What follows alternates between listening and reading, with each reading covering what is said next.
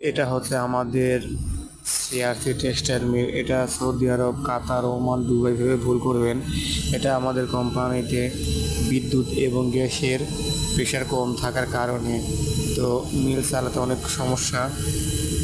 আর মালিকপক্ষ এটা ভেবে যে সৌর বিদ্যুৎ দিয়ে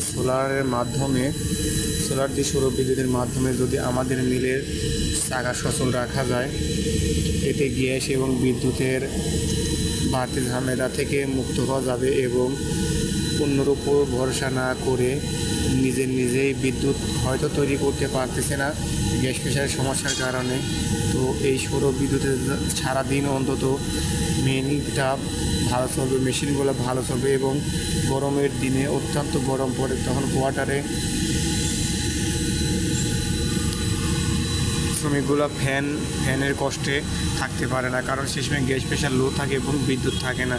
তো এই সৌর বিদ্যুতের সোলারে অন্তত দিনের বেলায় অনেক মিল এবং ফ্যাক্টরি